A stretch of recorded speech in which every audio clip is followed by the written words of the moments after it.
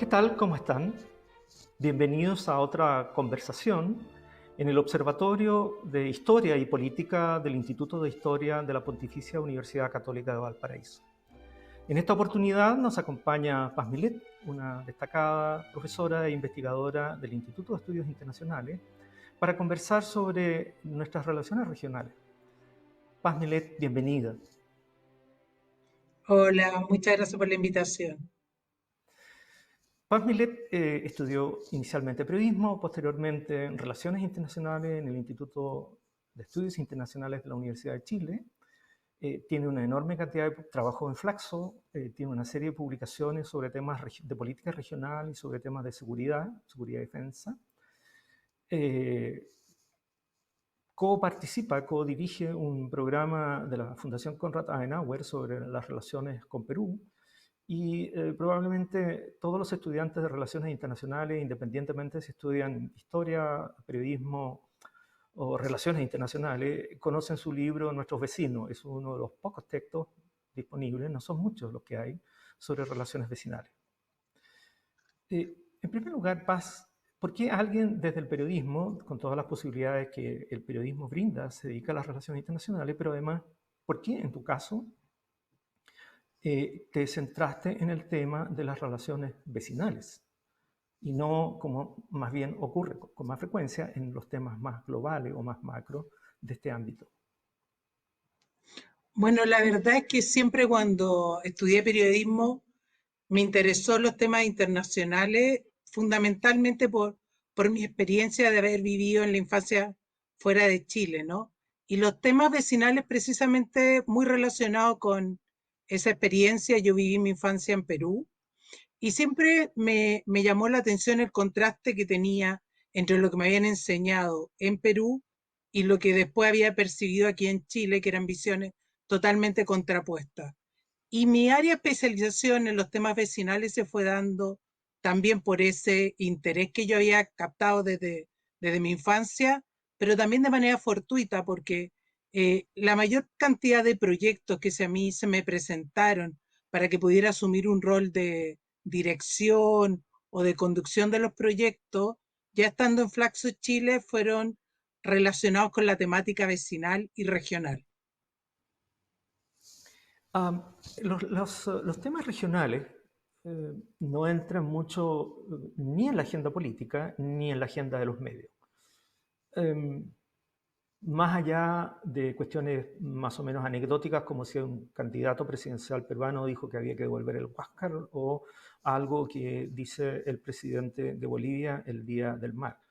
¿A qué le atribuyes tú esta situación en donde sobre un tema que no es menor, es muy relevante, sobre todo para una economía tan abierta como la chilena, y que arrastra, podríamos decir, lastres del pasado en sus relaciones vecinales? ¿Por qué es un tema tan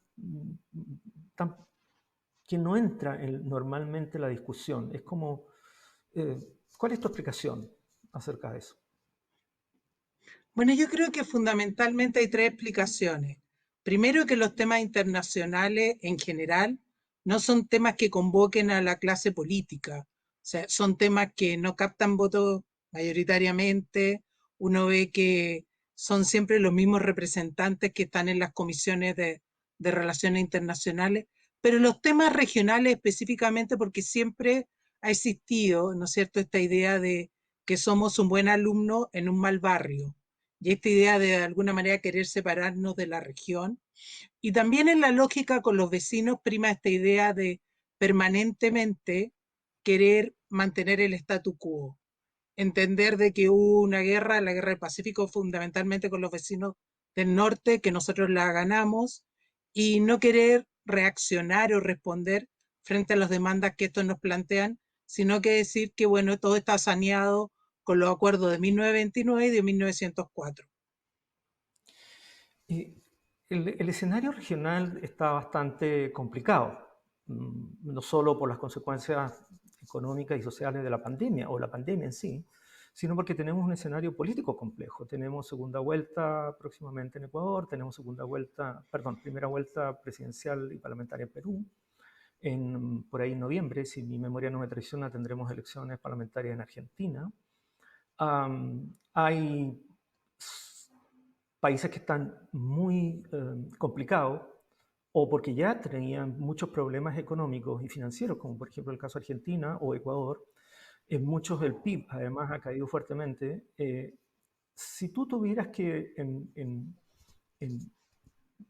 de una manera simple y didáctica, identificar como las tendencias o los problemas centrales por los cuales atraviesa la región ahora, ¿cuál sería de todos los problemas que hay, cuál sería tu perspectiva de dónde están los más relevantes o aquellos que un estudiante de relaciones internacionales tendría que ponerle mayor atención? Bueno, yo creo que hoy en día estamos en un momento crucial. Nos centramos mucho en la lógica de la pandemia, pero vemos ciertos factores que ya existían antes de la pandemia y que esta ha profundizado. Por ejemplo, yo creo que hay un descontento patente a nivel, ¿no es cierto?, global en la región y que ha tenido distintas formas de expresión. Hay un descontento con el modelo en general, con el modelo político, con el modelo económico y en general con cómo el Estado está respondiendo en el contrato social que se han elaborado, ¿no es cierto?, con los distintos actores de la sociedad. Yo creo que hay un cuestionamiento muy profundo en esa línea. La OCDE lo está captando y en su próximo número de este informe especial que generan va a abordar precisamente la necesidad de un nuevo contrato social en la región. Y también la evidencia de ciertos factores estructurales que no han logrado superarse. Por ejemplo, el alto nivel de informalidad en la región, la escasa distribución, ¿no es cierto?, de los recursos. Hay, hay una noción de polarización muy fuerte, no solamente política, sino social, cultural, de sectores que no se sienten incorporados. Y eso se da cuenta, por un lado, ¿no es cierto?, a partir de la pandemia, en este nivel de informalidad que es tan patente y que está evidenciándose en países como Perú, que más del 50% de la población vive en la informalidad y necesita salir diariamente para, para obtener lo que su sustento y que por eso no sigue las cuarentenas, pero también, ¿no es cierto?, en factores como la falta de acceso a una educación saludable, a las mismas nociones elementales de la sanidad. Entonces, hay ciertos elementos transversales y en esa búsqueda se está evidenciando un traslado hacia expresiones más bien populistas, tanto de derecha como de izquierda, que den una respuesta facilista a esto que los estados no están tratando de cumplir. Entonces yo creo que esos factores están cruzando transversalmente. En algunos países se ha desarrollado estallido social, en otros hay búsqueda de nuevas constituciones, pero sí nosotros no podemos dejar de constatar que ya a fin del 2019 estábamos evidenciando, ¿no es cierto?, un descontento general en los países de la región. Um, si uno mira, demos una vuelta por el vecindario. Partamos por Perú. Cuando uno mira, a propósito de lo que tú señalabas respecto del descontento con la democracia en Perú o con el descontento respecto al sistema político, bueno, no es menor que en un periodo en donde debió haber un solo presidente, finalmente hubo cuatro. Estamos a puertas de una elección presidencial, ningún candidato tiene más allá del 10% de los votos, más o menos en las encuestas, pero hay algo que Steven Levinsky, destacado cientista político de Harvard, señaló respecto del sistema político peruano, ya desde hace por lo menos unos 4 años atrás, que paradojalmente tiene un sistema de partido en donde no hay partido. Tú has señalado, hiciste una referencia al tema del populismo.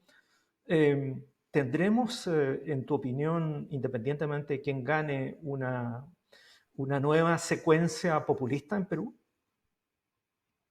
Eso es lo que se espera. La verdad es que también se une a lo que dice Levitsky, que analistas peruanos te dicen que esta es la peor crisis, la que se está viendo actualmente, incluso peor que la que se generó por la Guerra del Pacífico.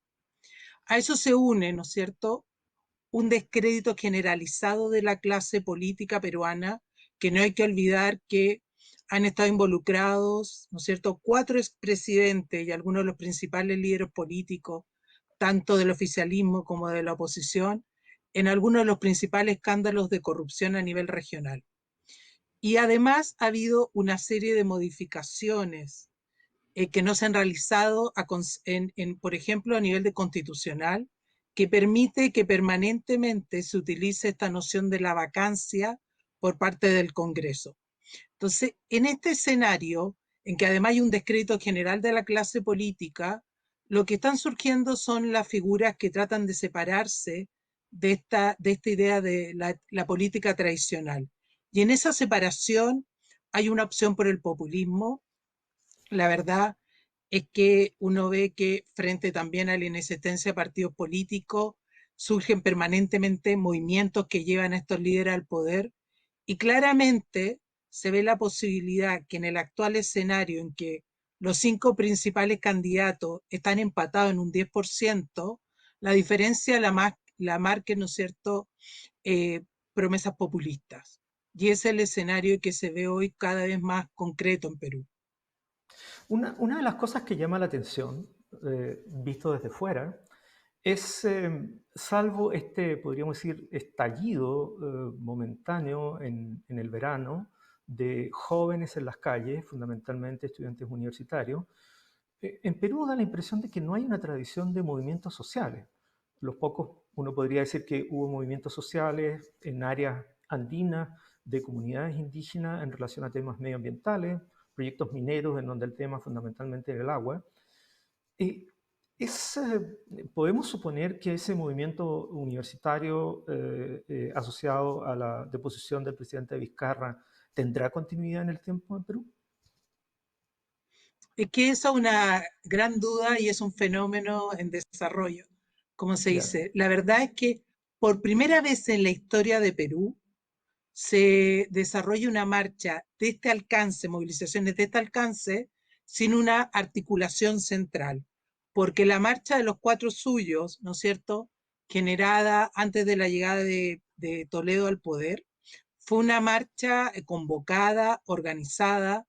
Aquí no se establecen líderes en la marcha que se desarrolló el 2020. Sí hay una llamada Generación 2020 eh, que está tratando de articular cierto discurso en torno a una fecha crucial, que es lo que se conmemora este 28 de julio del 2021, que es el Bicentenario del Perú, y que están tratando de posicionar ciertos temas. Ahora, no se ha dado todavía un ordenamiento, la búsqueda de una nueva constitución que también salió dentro de los discursos, no se ha mantenido, ¿no es cierto?, en el referente público, y queda por ver de qué manera esto, lo que se generó a través de esta movilización, tiene una articulación política. Todavía eso no es claro, no ha tenido continuidad en el tiempo y de alguna manera se piensa que se le da un respiro mientras Sagasti se permanezca en el poder y mientras acceda el nuevo presidente al quien se le hará demandas mucho más concretas. Ujú. Volvamos o retomemos el tema de las relaciones vecinales. En tu opinión, ¿cuál es el estado de las relaciones vecinales hoy en día entre Chile y Perú?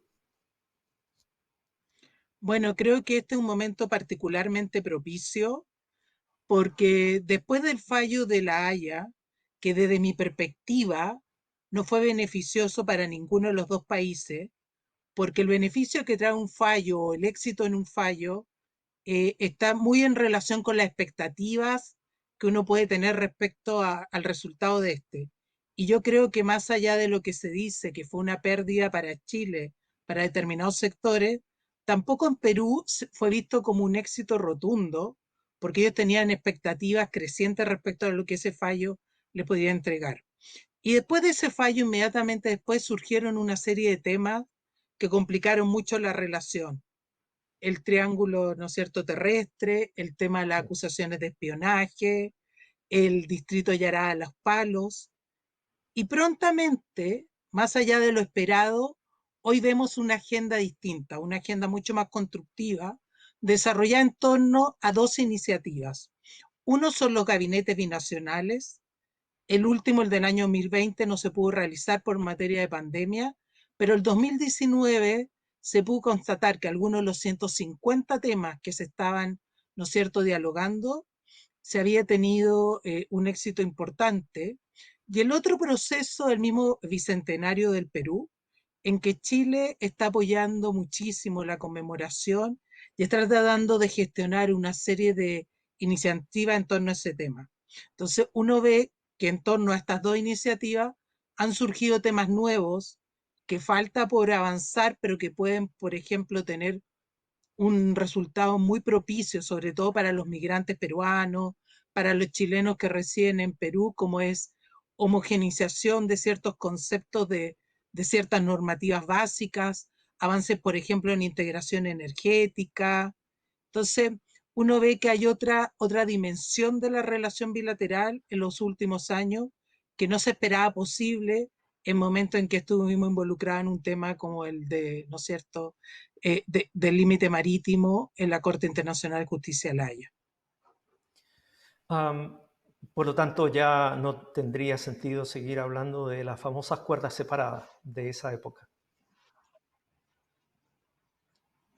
Bueno, es que precisamente yo creo que las cuerdas separadas es una teoría que hoy está en cuestionamiento, porque si uno piensa, ¿no es cierto? Claro, Michelle Bachelet dice que no va a optar por esa estrategia, no opta por lo que le plantea Perú de las cuerdas separadas. Piñera lo acepta, pero si uno ve entre ambos mandatarios lo que ocurrió en la relación bilateral, no hubo mayores diferencias en ámbitos como por ejemplo el comercial. ¿Y por qué? Porque de alguna manera, más allá de las opciones de los gobiernos, hay ciertos temas que en la relación chileno-peruana funcionan casi con piloto automático, más allá de la voluntad de los gobiernos.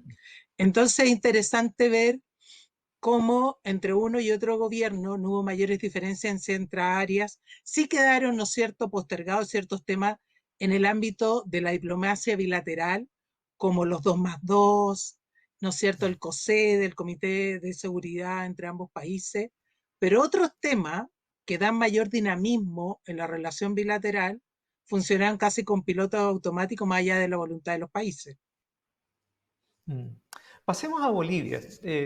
Con Bolivia probablemente, tal vez de manera más acentuada que en la relación con Perú, ocurre que tras el fallo de La Haya, Bolivia como que salió del radar de la sociedad chilena en general.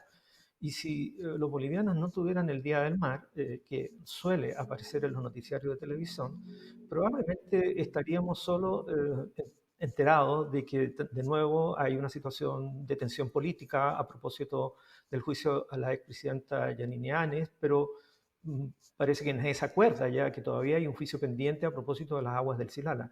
¿Cómo ves tú el tema actual de la relación con Bolivia? Bueno, yo creo que el del agua, el Silala, se asume por parte de la ciudadanía como un tema más técnico, ¿no? El caso mayor era el que hablaba de si Chile tenía la obligación de negociar. Y yo creo que en el radar ciudadano no quedó esta lógica de que la Corte decía que no había una obligación chilena, pero eso no afectaba que hubiera una voluntad de diálogo y que se concretara un diálogo entre ambos países.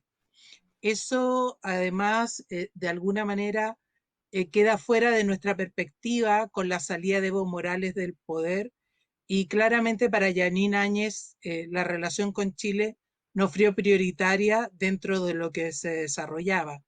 Pero yo creo que a partir del último día del mar sí hay una situación distinta, porque Bolivia concretamente hace una mención a que no va a cejar en su lucha por obtener un acceso soberano al Pacífico y que fundamentalmente eh, cree en el diálogo, en desarrollar un diálogo constructivo con Chile. Entonces, proviene desde Bolivia una nueva propuesta para Chile y bueno, yo creo que ahí nuevamente Bolivia entra a nuestro radar. Además que hay un tema concreto. las mejores condiciones en la relación, ¿no es cierto? Chile-Bolivia, o sea, a manera de continuidad, de dialogar con alguien que realmente tuviera la espalda política, fue durante el periodo del MAS, más allá de las tensiones y de lo que significó el tema de la Haya. Porque antes no hay que olvidar que antes de la llegada de Evo Morales, Lagos tuvo que dialogar con 5 o 6 presidentes durante su periodo. Entonces, hubo también mucha variación. Evo Morales fue el primer presidente que después de mucho tiempo llegó, ¿no es cierto?, a través de las urnas, no confirmado por el Congreso. Hoy Arce vive una situación igual, similar, y con mayoría en el Congreso. Entonces, de alguna manera, para Chile hay una seguridad que no había con otros mandatarios bolivianos. Y puede ser que en esta lógica de efectuar una construcción, un relato a nivel vecinal, Chile vuelva a dialogar con Bolivia. Pero ¿ves tú que haya voluntad política? Da la impresión de que los temas de política interna en Chile absorben la totalidad de la energía de la clase política, para no entrar en el tema de la performance posible de los últimos años del actual gobierno. Eh, ¿Habrá en la clase política chilena la suficiente perspicacia de la oportunidad, de usar una buena oportunidad en buenas condiciones para negociar? ¿O crees tú que eso es sería un poco ingenuo pensarlo? Lo que pasa es que todo depende en la idea de este legado que quiere dejar el actual gobierno, ¿no? Ajá. Porque la verdad es que estamos consumidos por el tema interno, la pandemia, un escenario en que también tenemos muy fragmentado el escenario político, pero en ese contexto puede ser que se busque el priorizar las relaciones con nuestros países vecinos para dejar un relato construido de una voluntad desde Chile de superar más allá de las tensiones generadas en el marco de los casos que hemos tenido ante la Corte Internacional de Justicia de la Haya. Sobre todo porque hay un factor muy importante. Cuando en nuestra política exterior tradicionalmente se ha establecido, bueno, Chile tiene una prioridad regional y una prioridad vecinal, somos cuestionados desde afuera y dice, pero ¿cómo se puede leer eso si usted en el último tiempo ha tenido casos ante la Corte Internacional de Justicia La Haya con sus dos vecinos del norte? Entonces, también puede utilizarse el diálogo a establecer con nuestros vecinos del norte, ya desarrollado con Perú y que falta desarrollar con Bolivia, para cambiar esa imagen a nivel internacional de Chile. Pero sin duda yo coincido contigo y creo que hay un tema de prioridad en este momento en lo interno, en que lo internacional, más allá de cierta iniciativa para actuar coordinadamente frente a la pandemia, y anteriormente frente a la situación venezolana no ha habido una prioridad clara, sobre todo en el ámbito regional y vecinal. En algunas instancias puede haber sido Prosur, pero Prosur es una iniciativa que tiene muy bajo nivel de institucionalidad y que nada nos garantiza que después del término del gobierno de Piñera tenga continuidad. Ujú.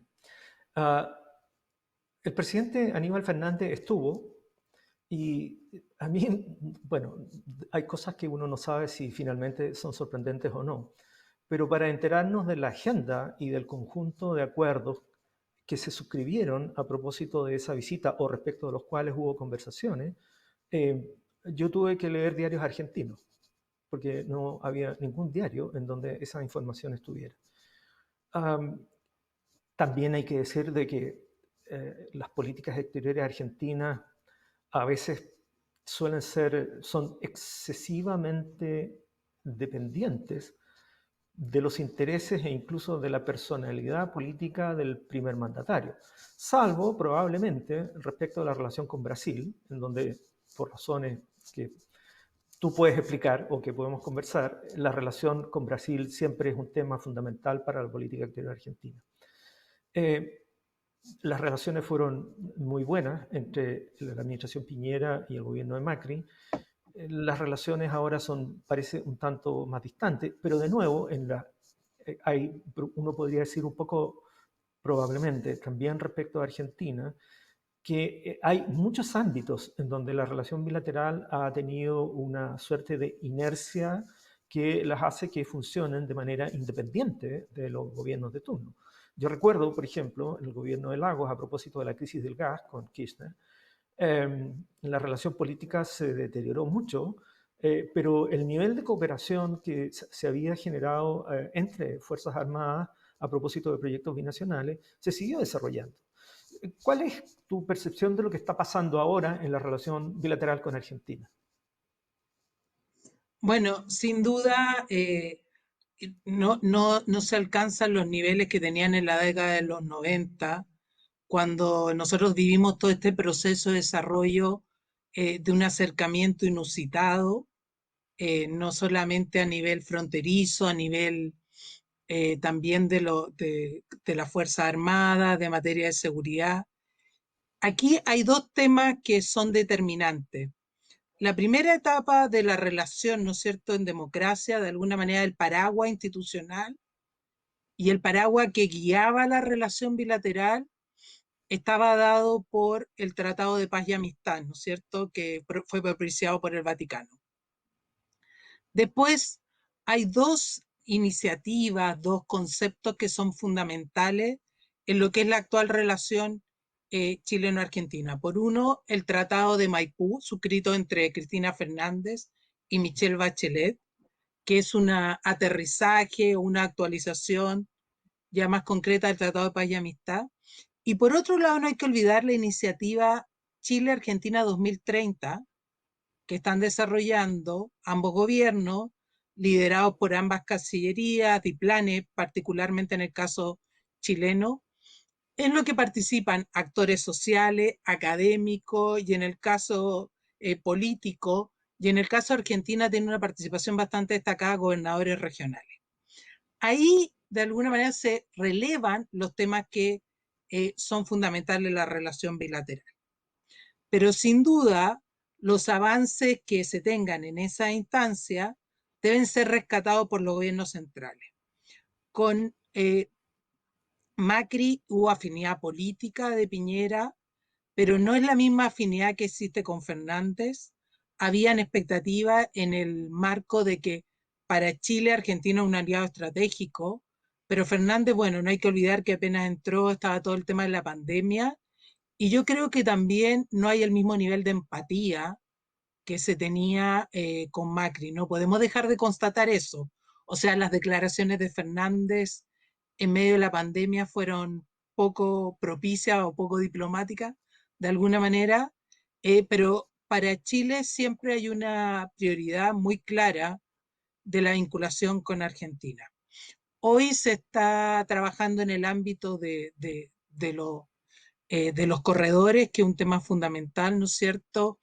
La, el tema fronterizo, en coordinación con la pandemia, pero aún faltan una serie de temas por abordar, temas que han ido quedando al margen en la relación bilateral.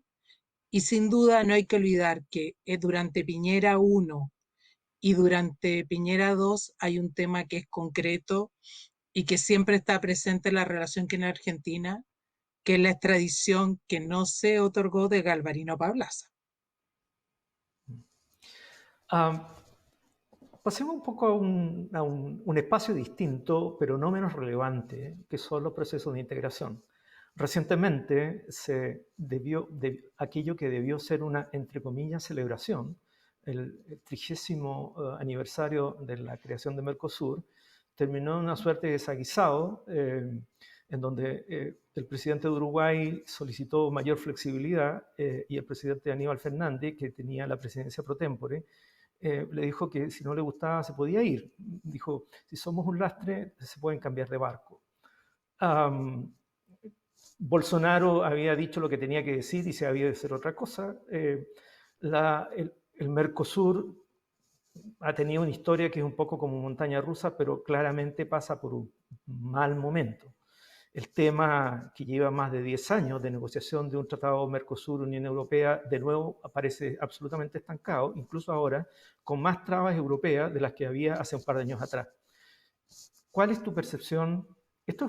Hablar del Mercosur en este caso puede ser una forma de entrar en un tema más complejo que lo que está pasando con los procesos de integración en América Latina, en donde parece que ninguno funciona. O funciona a la media, o funciona mal, o simplemente ya, en realidad la pregunta sería, ¿y por qué no le dieron hace tiempo el certificado de función?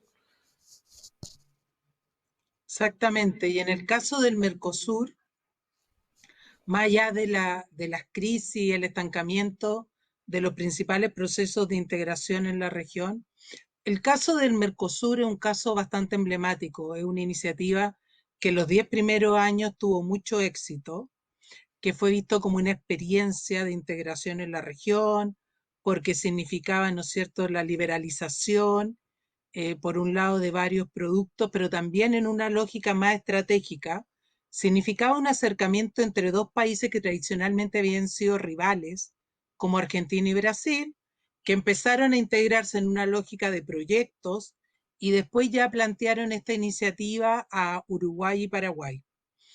Y los primeros 10 años, como te decía, tuvo un éxito bastante importante, pero después prontamente los últimos 20 años han sido una suerte de permanentes dificultades, de querer relanzar el Mercosur dándole un contenido más social, más cultural, más ciudadano.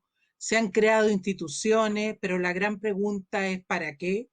Y llama mucho la atención, una semana antes de esta cumbre que conmemoraba los 30 años de Mercosur, hay un artículo de Andrés Malamud, un internacionalista uruguayo, un cientista político que trabaja en Lisboa, y él decía que Mercosur se había convertido en un lastre.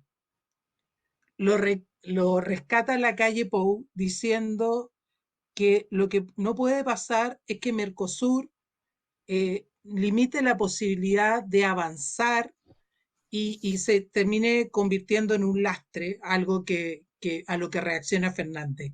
¿Y por qué? ¿Por qué? ¿Qué está detrás? ¿No? Porque estos últimos años lo que se ha visto en Mercosur es una confrontación, una polarización cada vez más fuerte entre sectores liberales y sectores más proteccionistas. Y esto fue muy concreto en momentos en que se quiere reflotar el diálogo con Europa.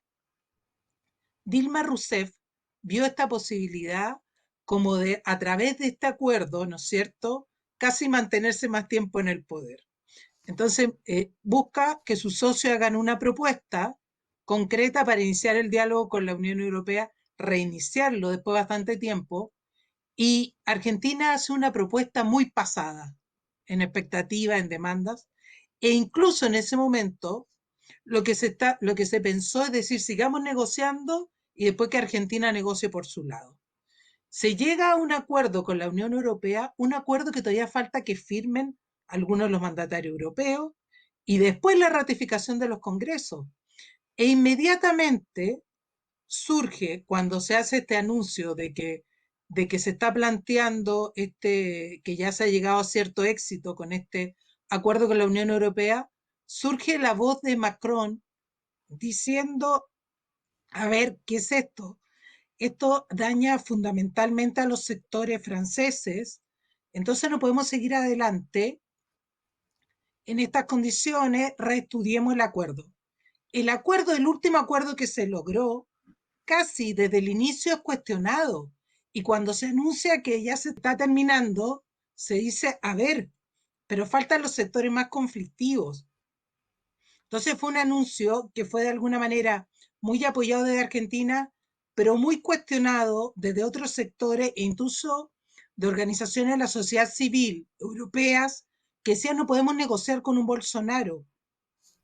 El acuerdo hoy está estancado y lo que están pidiendo en el seno del Mercosur y la gran discrepancia en la última reunión es decir, abrámonos la posibilidad de negociar este y otros acuerdos por separado, porque a inicio de la pandemia, cuando recién estaba asumiendo Fernández, cuando le plantearon la posibilidad de negociar con algunos países asiáticos, dijo que no era el momento de negociar y de pensar en eso en plena pandemia, pero que también había que repensar para qué estamos juntos, para qué estamos en el Mercosur. Entonces, ese es un cuestionamiento mucho mayor que dice relación con cuestionarse el proceso que se ha llevado a cabo estos últimos 30 años y es de alcance mucho más allá de lo coyuntural. Ah, para ir cerrando esta interesantísima conversación, eh, y precisamente a propósito de procesos de integración, ¿cuál es, en tu opinión, el estado de la Alianza del Pacífico? La Alianza del Pacífico fue tremendamente exitosa en su inicio, en áreas como, por ejemplo, la reducción de aranceles, pero hoy en día, de nuevo, da la impresión de que estuviera estancada. Y además, ¿no es cierto? No sé, honestamente, cuál será el caso de la situación de Perú, pero eh, un avance importante fue para los países latinoamericanos y en general asociados a PEC el tema del TPP-11. El TPP-11 fue exitosamente negociado bajo el gobierno, el segundo gobierno de Michelle Bachelet, por el canciller, que es el actual presidente del PPD, precandidato, pero con el tiempo se ha ido transformando en un tema de debate en Chile, en donde da la impresión de que predominan básicamente supuestos, suposiciones, sospechas, pero que no tienen una base, digamos, no estamos, no se, la discusión no se centra en el texto y en las implicaciones del texto, sino en lo que las personas eventualmente suponen que podría ser. ¿Cuál sería tu percepción, tu opinión al respecto? Bueno, primero, respecto a la Alianza del Pacífico, yo cuestiono mucho que efectivamente la alianza surge como una iniciativa que busca una integración profunda entre países afines, pero la verdad es que es una iniciativa que hasta el momento ha logrado generar coordinación entre los países para desarrollar una liberalización, pero que no ha logrado tener un marco de integración. Es una iniciativa que inicialmente tuvo bastante éxito, pero si uno cuestiona el marco en el que se desarrolla, empieza el cuestionamiento, ¿no? Porque, por ejemplo, México tiene un comercio de solo un 2% con sus otros socios de la alianza, y el comercio intraalianza es de un 5 o un 6%. Entonces, todavía le falta por desarrollar un marco hacia una integración mayor, ¿no? Ahí hay un cuestionamiento, es una alianza que aún le falta por desarrollar ciertos temas concretos y que está con mucho énfasis, por ejemplo, en una mirada de futuro le falta desarrollar todo lo que es la proyección hacia el Asia-Pacífico, el tema de convergencia con otra iniciativa que se está trabajando como el Mercosur, todo el tema de coordinación en materia comercial, la aplicación, ¿no es cierto?, del protocolo adicional, que todavía no se plantea totalmente, pero fundamentalmente es una alianza que le falta superar los cuestionamientos, los resquemores de dos de los socios principales que hoy no están teniendo la iniciativa en la Alianza del Pacífico. Uno es México, que no hay que olvidar que el 2019 Manuel López Obrador declaró que el sistema neoliberal ya no se iba a aplicar en México. Entonces, Sí. cuando uno dice, bueno, ¿esto cómo se relaciona con su presencia en la alianza? Bueno, vamos a seguir, pero no poniendo mucho énfasis en nuestra participación en la alianza. Esa es la respuesta que te dan desde México. Y el otro lado es Colombia, que ha cambiado muchísimo su política comercial durante Iván Duque. De hecho, Iván Duque, al momento de asumir, dijo que no, se comprometía a no suscribir ningún tratado de libre comercio mientras estuviera en el poder. Entonces ahí hay un tema que hay dos socios que no están permitiendo avanzar con la velocidad que se tenía antes en los objetivos que se ha planteado la alianza. Pero sin duda es una iniciativa que además, por ejemplo, en materia de cooperación educativa ha llevado a la vanguardia y, por ejemplo, en el desarrollo de iniciativas como embajadas conjuntas, etcétera, pero como digo, hoy está estancada y en gran medida no porque no existan objetivos hacia dónde avanzar, sino por estos dos países. Y el TPP-11 yo creo que es un acuerdo que desde el comienzo ha generado discrepancia en nuestro país. Cuando terminaba el gobierno de Piñera, el primer gobierno de Piñera, y empezaba el segundo gobierno de Michelle Bachelet, yo me acuerdo de haber estado en un encuentro en Flaxo y el gran cuestionamiento era, ¿seguimos en la Alianza del Pacífico y seguimos en la negociación del TPP-11? Del TPP en ese momento, después fue TPP-11. Ujú. Bueno, y se decidió continuar, pero había muchos cuestionamientos. Y cuando finalmente sale el texto, yo creo que no se lo ha analizado en detalle. Yo recuerdo alguna entrevista en prensa que decían, bueno, nosotros estamos en contra del TPP-11, pero se lo ha leído íntegramente el acuerdo. No, pero hay ciertos principios fundamentales en que estamos en desacuerdo. Yo creo que es una iniciativa interesante. Puede ser que sea muy cuestionada comercialmente porque dice, bueno, no hay mucha variación respecto a lo que ya tenemos, ciertos sectores así lo plantean.